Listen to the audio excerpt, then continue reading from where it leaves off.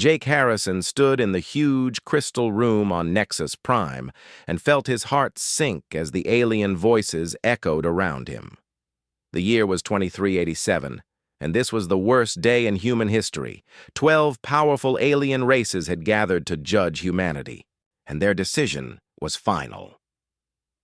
The supreme leader, Zethkar from the Veltar Empire, raised his 4 arms and spoke with cold hatred in his voice. His 4 eyes glowed as he announced the punishment that would change everything for humans everywhere. The other aliens nodded their agreement from their floating platforms that hung in the air around the massive chamber. The species called. "Humans are now banned from all civilized space," Zethkar declared, and his words hit Jake like a physical blow. "Your people are too violent and too dangerous to be part of our peaceful galaxy. You refuse to follow our rules and you bring chaos wherever you go." Commander Lisa Rodriguez stood beside Jake, and her hand moved toward her weapon before she stopped herself. She was the head of Earth's military team, and she had seen this coming for months. The aliens had been planning this for a long time, and nothing humans could say would change their minds now. Around the chamber, the holographic forms of dozens of alien species watched with satisfaction. The ethereal collective glowed brighter with what looked like joy at seeing humans punished. The snake-like Kithara delegates hissed with approval. Even the peaceful Zentaurians, who had once been friends to humans, stayed silent. "You have 3 days to remove all humans from our space," Zethkar continued, and his voice carried the weight of absolute authority. "Any human ship we find after that time will be destroyed without warning. This is our final word." Jake stepped forward even, though he knew it was hopeless. He had been Earth's ambassador for 10 years, and he had worked hard to build friendships with these alien races. Now all of that work was being thrown away because humans were different from them. "Our people have helped your civilizations in many ways," Jake said, and tried to keep his voice steady.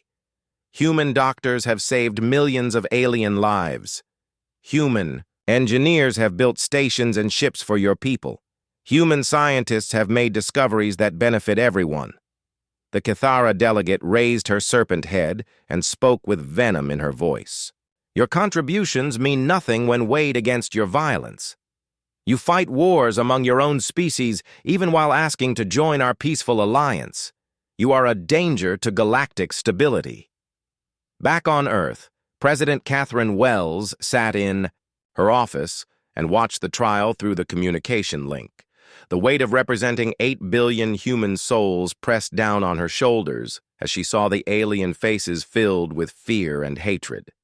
Her advisors sat around the table with grim expressions as they realized what this meant. "Madam President," said Defense Secretary Robert Kane while looking at his data pad, "our evacuation fleets are already getting orders to leave alien space. We have exactly 72 hours to bring everyone home." The great exodus began immediately, and human ships raced across the galaxy to collect their people.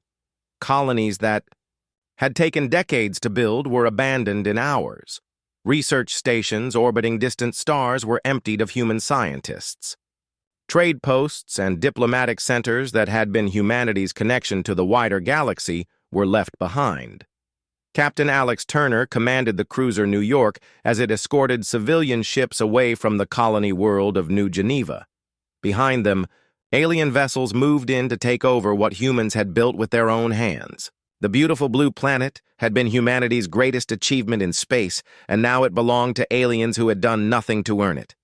"Sir," reported Lieutenant Maria Santos from her communications station, "the colonial governor wants permission to activate the destruction protocols before we leave." Turner looked at the main screen showing the planet where 2 million humans had built a new world from nothing. They had terraformed the atmosphere and built cities that were marvels of human engineering. Now aliens would take it all without firing a single shot. "No," Turner said quietly but firmly. "Let them have it. We will build something better." As the last human ships crossed into exile, something changed in the scattered fleets. Admiral Patricia Cole commanded the battleship Enterprise, and she sent a message to every human ship in space. Her words reached every station and every outpost in their new prison at the edge of the galaxy. Today we were told we are too dangerous for civilized society. Her strong voice carried across the void between stars. Today we learned that our strength and our refusal to bow down makes us outcasts. So be it. Let them keep their peaceful galaxy. We will show them what exiles can do when they have nothing left to lose. The transmission ended, but the message was clear to every human who heard it. Their exile was not an ending, but a beginning. They had been thrown out of alien space because they were different, and now they would use that difference to become something greater than their enemies could imagine. The aliens thought they had solved their human problem by sending them away, but they had actually created their worst nightmare. They had given humanity a reason to become everything they feared, and the motivation to surpass every limitation they tried to impose. 5 years had passed since the exile, and the galaxy had settled into comfortable peace without humanity's troublesome presence. The alien council worlds enjoyed their quiet trade routes and stable borders, while congratulating themselves on removing the violent humans from civilized space. But in the forgotten edges of the galaxy, something incredible was taking shape. Dr. Elena Foster stood on the observation deck of Haven Station and watched the massive construction yards that stretched beyond the horizon. What had once been empty, space now buzzed with activity as enormous shipyards built vessels unlike anything the galaxy had ever seen. Humanity had not just survived their exile, but had used it to become something far more dangerous than their enemies had imagined. "The Phoenix project is running ahead of schedule," Chief Engineer Kyle Morrison reported as he joined Elena at the large window. "Our new drive systems are testing at 3 times the efficiency of Council standard technology. When they threw us out, they never thought we would use the time to leap far beyond their capabilities." Elena nodded while tracking the sleek lines of the prototype ships being built in the yards below. Humanity had done more than simply survive their punishment. Cut off from alien trade networks, they had been forced to innovate, and without access to alien technology, they had pushed their own science to incredible new heights. On the planet below, President Wells addressed the global assembly from the capital city of New Terra. The chamber filled with representatives from dozens of human colonies that were pushing the boundaries of what seemed possible in their isolated corner of space. Each world had become a laboratory for human advancement. "The Hermes Communication Network is now online across all our territories," announced Dr. Nathan Cross, who led the Human Science Collective. "We can maintain instant communication across distances that would take council ships weeks to travel. Their primitive quantum networks look like Stone Age tools compared to what we have achieved."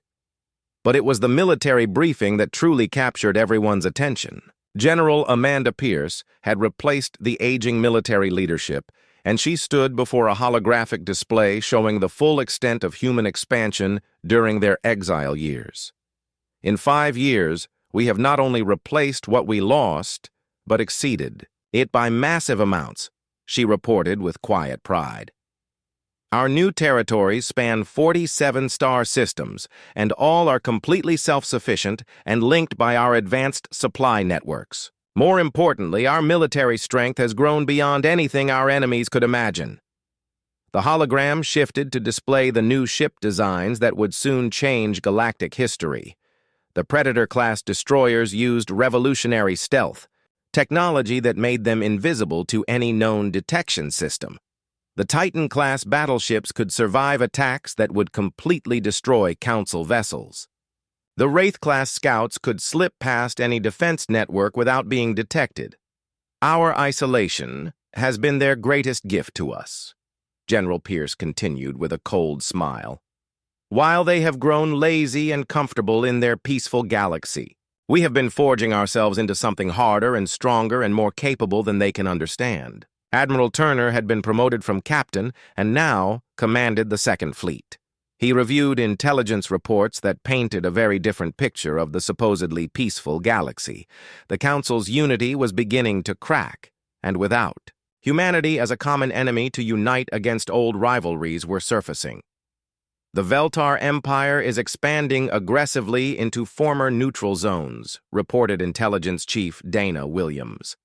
The Cathara Dominion is moving their fleets toward ethereal space, and we have reports of actual fighting along the Centauri border. Turner smiled grimly as he studied the tactical displays. Let them fight each other. Every battle they wage makes all of them weaker, while we continue to grow stronger in our exile. But the most important development was happening in research. Laboratories scattered across human space. Dr. Foster's team had achieved something that had escaped galactic science for thousands of years. They had solved the fundamental equations that controlled faster-than-light travel. The implications are staggering beyond belief, she explained to the assembled leadership. We are not just talking about faster ships. We are talking about instant travel across galactic distances. We are talking about communication networks that work in real time across the entire galaxy. We are talking about technologies that will make the Council's greatest achievements look like primitive tools. The meeting ended with a unanimous vote on a proposal that would have been impossible to imagine 5 years earlier. Operation Homecoming would begin in 3 years and would coincide with the Council's centennial peace celebration. Humanity would return to galactic space, but not as beggars seeking readmission, but as conquerors claiming what was rightfully theirs. As the delegates left, President Wells stood alone in her office looking out at the bustling city below. Her aide, Secretary of State Paul Anderson, joined her with the day's final intelligence reports about the situation in Council space. Madam President, our deep space monitoring stations are detecting increased military activity throughout Council territories. It appears our intelligence reports were correct, and their alliance is falling apart. Wells nodded slowly while considering the implications. Good. When we return, we will not be facing a united galaxy. We will be facing a collection of weakened, squabbling empires that forgot the most important lesson in galactic politics, which is, Madam President, never exile the species that refused to submit to you in the first place. The plans for Operation Homecoming were already taking shape in military headquarters across human space. 3 years would give them time to complete their technological advances and build the massive fleets needed for their return. The aliens had given humanity 5 years of peace to prepare for war, and they had used every day wisely. Soon, the galaxy would learn that some mistakes cannot be undone, and some enemies become more dangerous when you try to make them disappear. The Centennial Peace Celebration was the grandest event in galactic history, and representatives from every Council member world gathered on Nexus Prime to celebrate 100 years of cooperation and prosperity. The Great Crystal Amphitheater had been expanded to hold millions of visitors, and its transparent walls offered stunning views of the space traffic surrounding the capital world. Supreme Counselor Zethkar stood before the massive crowd and delivered his opening speech to thunderous applause from dozens of alien species. His 4 eyes gleamed with satisfaction as he spoke about their peaceful achievements over the past century.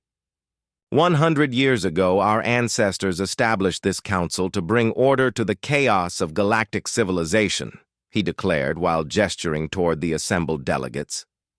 Today, we celebrate not just our past victories, but our bright future. A future free from the violence and discord that once threatened our peaceful existence. The bitter irony of his words would become clear within hours.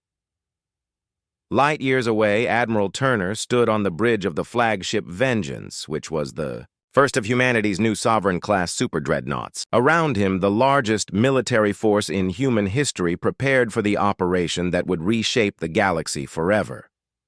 8 years of exile had taught humanity patience and planning, and most importantly, the value of overwhelming superiority.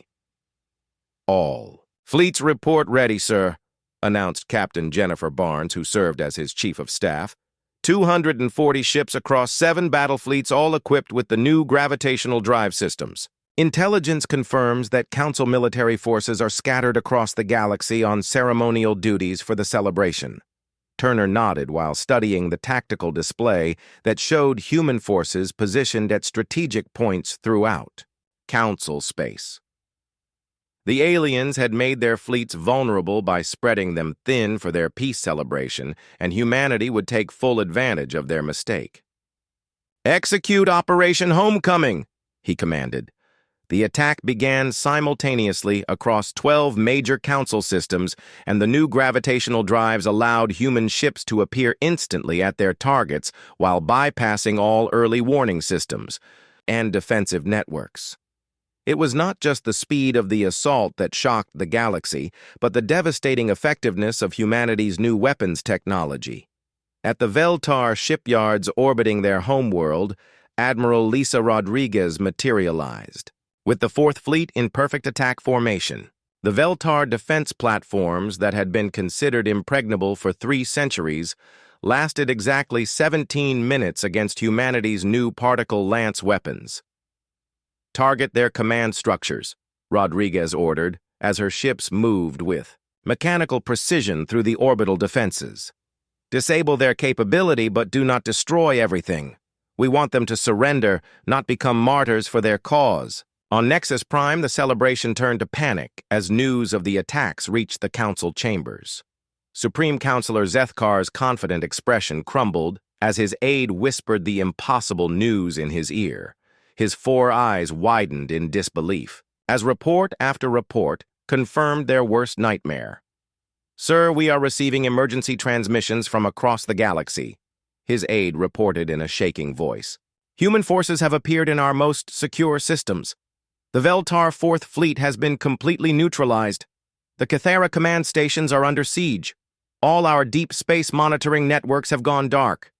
But the most shocking development came when Admiral Cole herself began broadcasting on all Council frequencies from the bridge of the rebuilt Enterprise as it hung in space directly above Nexus Prime.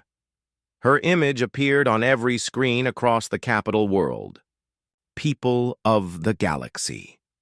Her voice carried to every world and every station and every ship in Council space. 8 years ago, you banished humanity from civilized space because you feared our strength. Today we return to reclaim what was always rightfully ours. The holographic display in the Council chambers flickered to life, showing Cole's weathered face and determined eyes. Behind her, the bridge of the Enterprise hummed with quiet efficiency, which was a stark contrast to the chaos erupting across the galaxy. Your Council believed that exile would weaken us and force us to abandon our aggressive nature so we would beg for readmission to your peaceful alliance. Cole continued with iron in her voice. You were completely wrong. Exile made us stronger. Than you can imagine. It forced us to surpass every limitation you tried to place on our development. It taught us that we do not need your permission to take our rightful place in the galaxy. On Earth, President Wells watched the operation unfold from the Global Command Center. 8 years of careful preparation had led to this moment, and the execution was flawless beyond their most optimistic projections. Every major Council military installation was under human control. Every strategic resource node had been captured. Every critical trade route was now patrolled by human vessels. Madam President, reported Defense Secretary Kane while studying his tactical displays. Admiral Turner confirms that the Council's rapid response fleets are moving to engage our forces at the Centauri Junction. They are outnumbered 4-1 by our ships. Wells allowed herself a small, satisfied smile. Then it is time to show them what human engineering can really accomplish when we are not held back by their restrictions. The Battle of Centauri Junction lasted 3 hours and became the defining moment of the war. The Council's combined fleet representing the military, might of 6 major civilizations, met Admiral Turner's second fleet in what should have been an overwhelming victory for the alien alliance. Instead, it became a demonstration of how far humanity had advanced during their years of exile. The new Sovereign-class ships did not just outgun their opponents, but operated on completely different principles of warfare. Their gravitational shields absorbed and redirected energy attacks back at their enemies.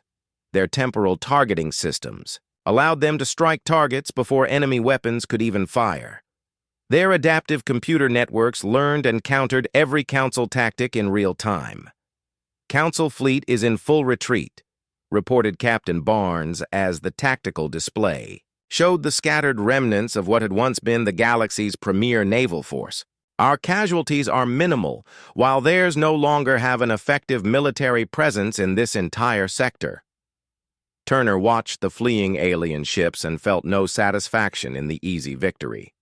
This had not been a battle between equals, but a lesson in the consequences of underestimating human determination and ingenuity.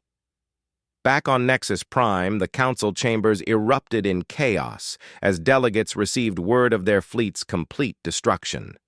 Some called for immediate surrender, while others demanded the activation of ancient defensive treaties with powers beyond Council space. All of them finally understood the magnitude of their miscalculation 8 years earlier. Supreme Counselor Zethkar made one final transmission to Admiral Cole's flagship, with his authority crumbling around him and his voice heavy with defeat. "What do you want from us?" he asked. Cole's response was delivered with the calm certainty of someone who held all the power, everything. 6 months after Operation Homecoming, the galaxy looked nothing like it had during the Centennial Peace celebration. The old Council chambers on Nexus Prime had been converted into the administrative center of what was now called the Human Galactic. Authority and Ambassador Jake Harrison sat in the Supreme Counselor's chair as the new leader of galactic civilization. The transformation had not come through conquest alone. While human military superiority had ended organized resistance within weeks, it was humanity's unexpected approach to governance that truly revolutionized galactic society. Instead of ruling through fear and oppression, humans had brought something the galaxy had never experienced before: effective leadership that actually improved life for everyone. "The Kythera delegation has arrived for their scheduled appointment," announced Commander Rachel Stone as she entered Harrison's office overlooking the sprawling metropolis that Nexus Prime had become under human administration.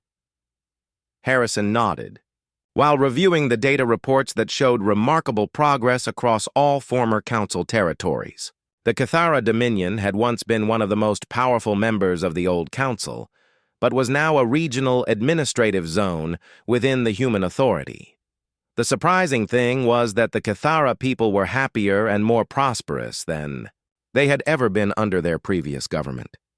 The Kythera delegation was led by former Admiral Silthak, who had commanded their defense fleets during the brief war against humanity. Now he served as regional administrator for the Kythera sectors and held more actual authority than he had ever possessed under the old aristocratic system that had ruled his people for centuries. "Ambassador Harrison," Silthak began while coiling, his serpentine form respectfully. "I bring the quarterly production reports from our sectors.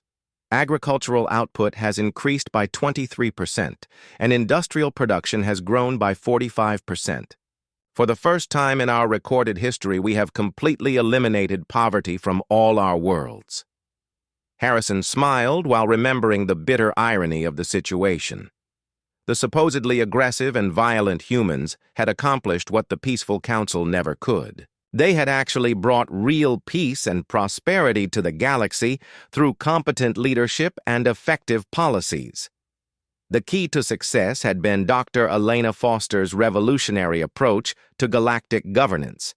Instead of the old Council's rigid hierarchy based on military power and ancient privileges, the human authority operated on principles of merit and efficiency, and most importantly on producing actual results that improved people's lives. "Our education initiatives are exceeding all expectations," continued Silthak with genuine enthusiasm.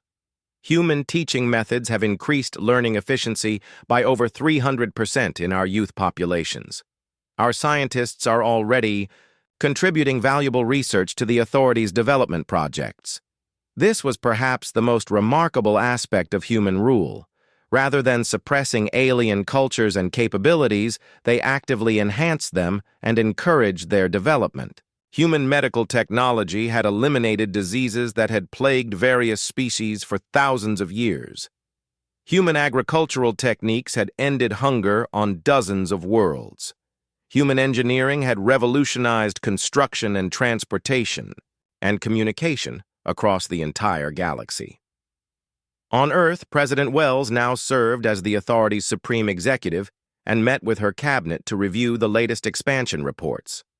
The former exiled territories had become the most advanced region in the galaxy, but they were no longer alone in their technological sophistication. The integration programs are performing beyond our most optimistic projections, reported Science. Director Foster with obvious satisfaction. Alien researchers working alongside human teams have accelerated our development by decades. The ethereal collective's energy manipulation techniques combined with our gravitational technology have opened entirely new fields of physics that neither species could have discovered alone. Defense Secretary Kane now served as the authority's military coordinator and provided regular security briefings. Resistance movements have dropped to almost nothing across all territories. The few remaining holdouts are mostly isolated extremist groups with no popular support. Most former council worlds are actually requesting faster integration into our governmental systems. The reason for this enthusiastic cooperation was not hard to understand. Life under the human authority was simply better than what had come before in every measurable way. The old council had maintained peace through stagnation, by discouraging innovation and change to prevent conflicts between member species. Humanity brought progress and growth and opportunity to worlds that had been held back for centuries. Admiral Rodriguez now commanded the authorities' First Fleet and reported from the Outer Rim territories where humanity was still expanding beyond. The old council borders into unexplored regions of the galaxy.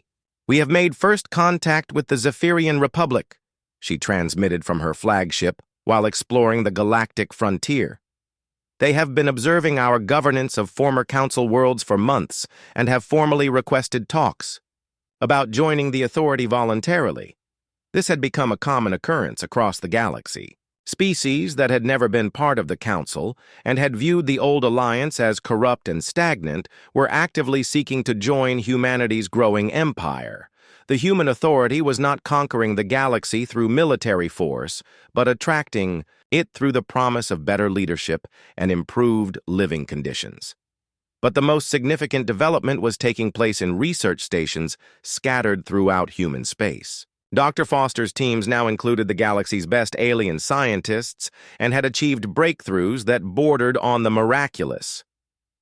"We have successfully tested the prototype dimensional folding technology," Foster announced during a classified briefing with the authority's top leadership. "We can now move entire fleets instantaneously across galactic distances. We can establish permanent communication networks that operate faster than thought itself. We are not just controlling space, but rewriting the fundamental rules of how the universe works." The implications were staggering beyond comprehension. The old council had controlled perhaps 30% of the galaxy through a vast network of trade routes and diplomatic agreements that took centuries to establish. The human authority could now project power and influence to any point in the galaxy instantly. Admiral Turner now served as the authority's strategic operations commander and was already planning the next phase of expansion. "With dimensional folding technology, we can offer membership in the authority to civilizations in the distant galactic arms. Species that would have taken centuries to contact under old council technology can now join our alliance overnight." Perhaps the most telling measure of humanity's success came from an unexpected source. On the anniversary of Operation Homecoming, former Supreme Counselor Zethkar requested a private meeting with Ambassador Harrison to discuss something that had been troubling him. The ancient Veltar leader now served as an advisor on historical preservation and spoke with genuine humility that would have been impossible under the old system. Ambassador, when your species was exiled, did you plan all of this? He asked with obvious curiosity. Did you know that forcing humanity into isolation would lead to such unprecedented advancement and eventual galactic dominance? Harrison considered the question carefully before answering with characteristic human honesty. No, counselor. We had no grand plan for galactic conquest when you threw us out. We simply refused to accept that exile meant defeat. We used the time you gave us to become everything you feared we could be, and more. And now? Zethkar asked. What are humanity's long-term intentions for the galaxy and its peoples? Harrison gestured toward the viewport, showing the thriving civilization that Nexus Prime had become under human leadership. The same thing we have always wanted. To reach our full potential and help everyone else reach theirs too. 3 years into the human authorities' governance, the galaxy had become completely different from its former state. Trade flowed more freely than ever before, and technological advancement proceeded at incredible speed while conflicts between species had become virtually extinct. But it was the mysterious message that arrived from beyond the galactic rim that truly changed everything humanity thought they knew about the universe. Dr. Elena Foster stood in the primary laboratory of the Galileo Research Station staring at data that should have been completely impossible. The Deep Space Monitoring Array had detected artificial signals from the Andromeda Galaxy, which suggested not just intelligent life, but a technological civilization that might rival humanity's own incredible achievements. The transmission patterns are definitely artificial and created by advanced intelligence, reported her chief analyst, Dr. Benjamin Clark, while studying the complex mathematical structures embedded in the signal. But they are completely unlike anything in our databases.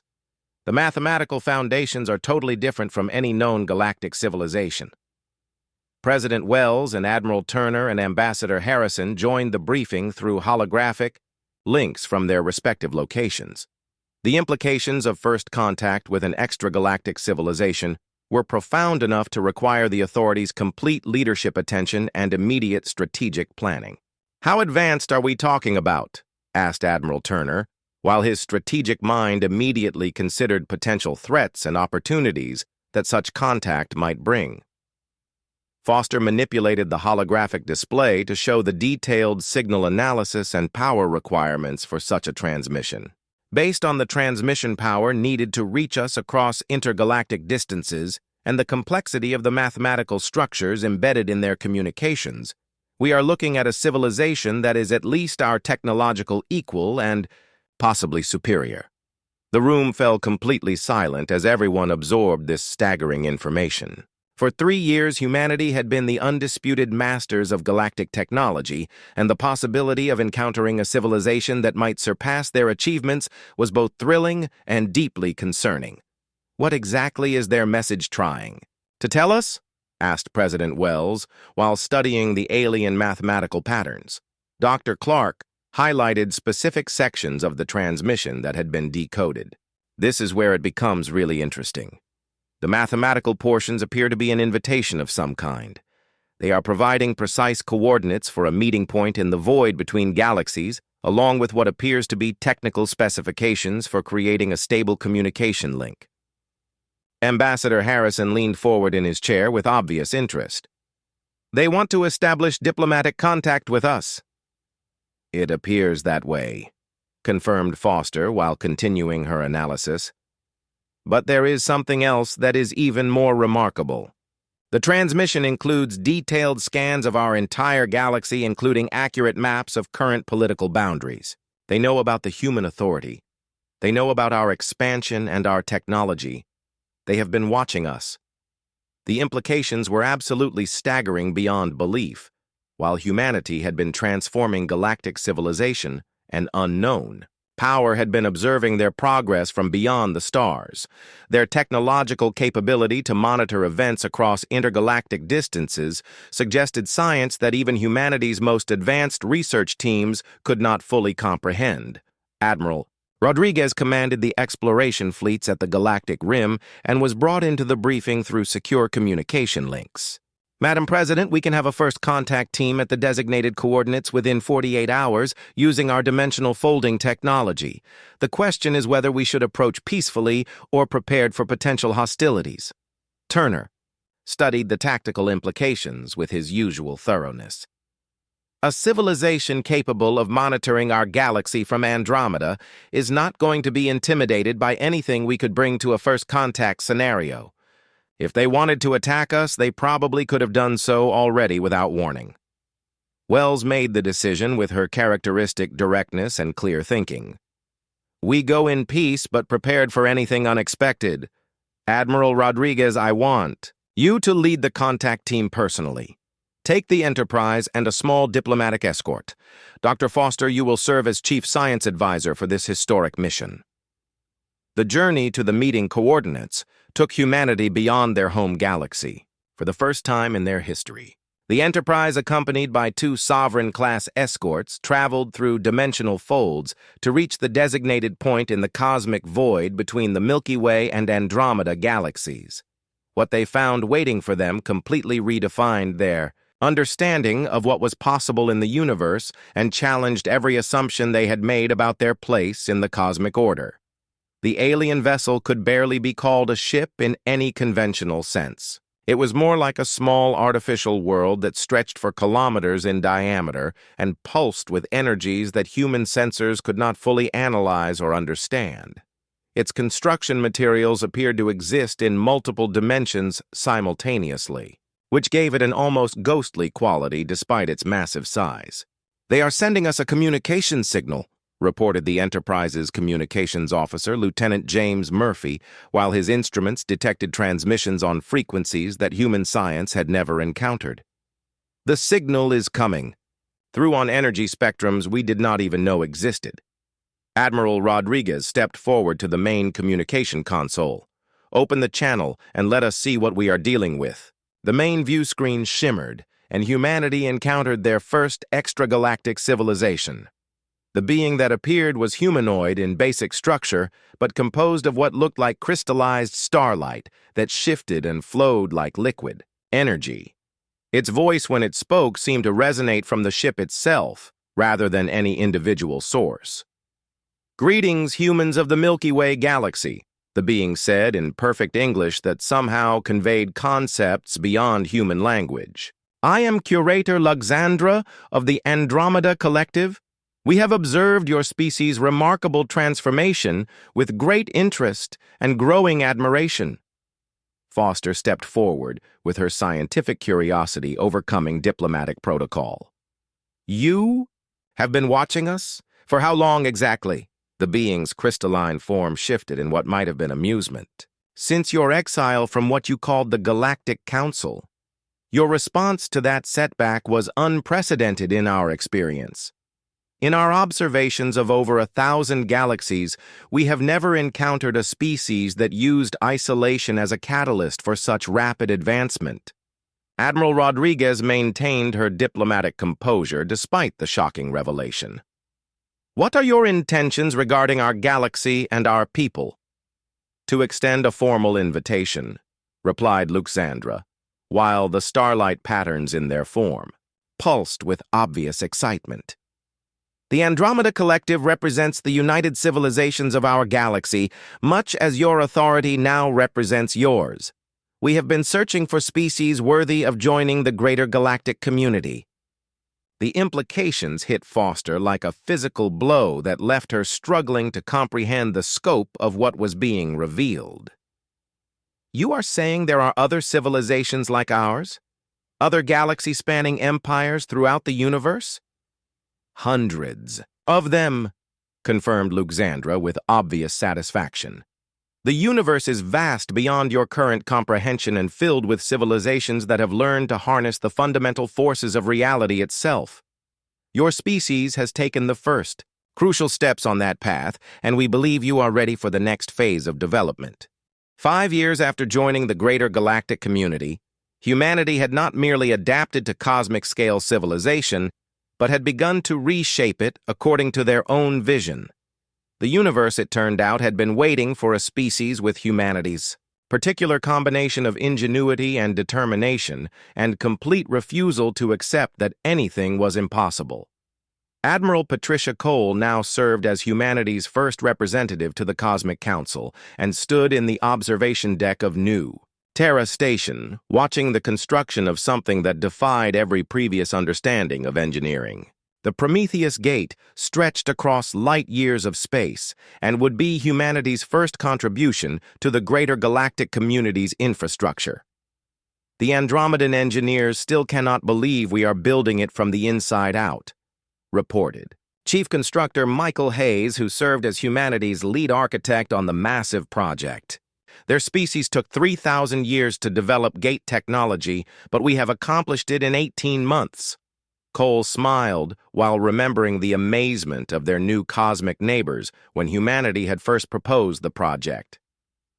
The Andromeda Collective had mastered many aspects of universal physics, but they approached problems with the patience of immortal beings.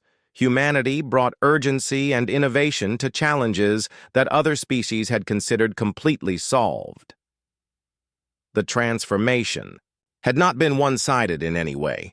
Access to the collective's vast knowledge base had accelerated human development in ways that still amazed their most brilliant scientists.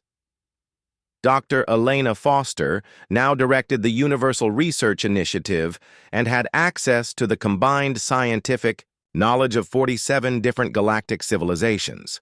We have successfully integrated Centaurian quantum mechanics with Zephyrian temporal dynamics and human gravitational manipulation, she reported during the weekly science briefing. The result is technology that none of our member species could have developed working alone. We are not just sharing existing knowledge, but creating entirely new fields of science. But it was humanity's approach to governance that had truly revolutionized the greater galactic community in fundamental ways. The old Cosmic Council had operated on consensus-building processes that could take centuries to reach even simple decisions. Humanity introduced the revolutionary concept of dynamic leadership with rotating authority based on expertise and urgency rather than ancient traditions. President Catherine Wells now served her second term as Earth's leader and her first as the Cosmic Council's executive coordinator. She addressed the assembled representatives of 63 galactic civilizations from the chambers of New Geneva Station. The Magellanic Cloud crisis requires immediate action that cannot wait for extended deliberation, she announced while her words were transmitted instantly across the universe through humanity's enhanced communication networks. The dark matter incursion threatens 17 galaxies and billions of inhabited worlds. We cannot afford the luxury of traditional diplomatic procedures. The response would have been impossible under the old inefficient system. Within hours, resources and expertise from across the cosmic community were mobilized under human coordination and leadership. The crisis that might have taken years to address through traditional collective methods was completely resolved in 3 weeks. It was this remarkable success that led to humanity's most unexpected invitation yet. Curator Luxandra materialized in President Wells' office not through hologram, but through dimensional translation, which was a technology that still impressed human scientists despite their rapid advancement. President Wells, the crystalline being began while pulsing with obvious excitement. The inner circle has reached a unanimous decision after extensive deliberation. Humanity is being invited to join the Transcendent Assembly. Wells had learned enough about cosmic politics to understand the incredible magnitude of this offer. The Transcendent Assembly represented species that had moved beyond physical existence and were civilizations so advanced they existed primarily as pure consciousness. Membership was offered perhaps once every million years to species that demonstrated the potential for true universal impact. What would this mean for humanity and our people? Wells asked, while trying to comprehend the implications. It would mean access to technologies and knowledge that operate beyond the physical laws of the universe, Luxandra explained with growing enthusiasm. It would mean the ability to influence reality at the quantum level across cosmic distances. It would mean becoming shepherds of universal development rather than simply participants in the process. The offer was breathtaking in its scope, but Wells had learned to think beyond immediate advantages. And what would it cost us to accept such power? Luxandra's form brightened with what humanity had learned to recognize as strong approval. That is precisely the question that qualifies your species for consideration. Lesser civilizations would leap at the power without considering the enormous responsibility. The Transcendent Assembly exists to guide universal development while preserving the free will and growth potential of all species. The debate that followed consumed human leadership for months as they considered the implications. Admiral Turner now served as humanity's strategic cosmic coordinator and argued strongly for accepting the invitation. We have spent our entire history pushing beyond limitations and transcending what others thought possible. This represents the ultimate frontier. But Ambassador Harrison, who had witnessed humanity's entire journey from galactic outcasts to cosmic powers, raised crucial concerns that could not be ignored. Are we truly ready to become shepherds of other species' development? Do we have the wisdom to guide civilizations we are only beginning to understand? The answer came from an unexpected source that provided the perspective needed to make this monumental decision. Former Supreme Counselor Zethkar now served as humanity's advisor on historical precedents and provided crucial insight during a private meeting. Ambassador Harrison, the ancient Veltar spoke with genuine respect. When your species was exiled from our galaxy, did you ask whether you were ready to lead? Did you question whether you had the wisdom to guide other species toward better futures? No, Harrison admitted with complete honesty. We simply refused to accept limitations and did what we thought was right for everyone involved. And in doing so, you created the most prosperous and peaceful and progressive galactic civilization in recorded history, Zethkar continued. The question is not whether you are ready to transcend physical limitations. The question is whether the universe is ready for transcendent humans. The final decision was made not by the leadership alone, but by a galaxy-wide referendum among all human populations across their vast territories.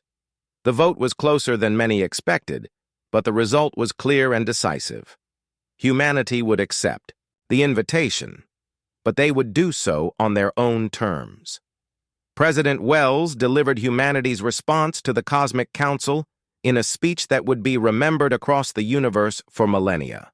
Humanity accepts membership in the Transcendent Assembly, but we do so as equal partners, not as subjects seeking guidance, she declared with absolute conviction.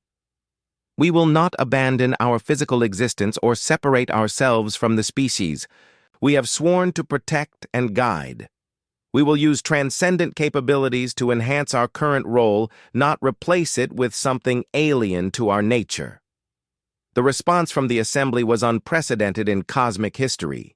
For the first time ever, a species had successfully negotiated the terms of their own transcendence and maintained their connection to physical reality. Admiral Cole observed the proceedings from the bridge of the Enterprise, which had been enhanced with transcendent technology that allowed it to exist in multiple dimensions simultaneously while maintaining its essential human character. They had begun as a species considered too dangerous for a single galaxy's political alliance. They had been exiled to the frontier and expected to fade into obscurity and irrelevance. Instead, they had used that exile to forge themselves into something unprecedented in universal history. A transcendent species that refused to transcend beyond their responsibilities to others.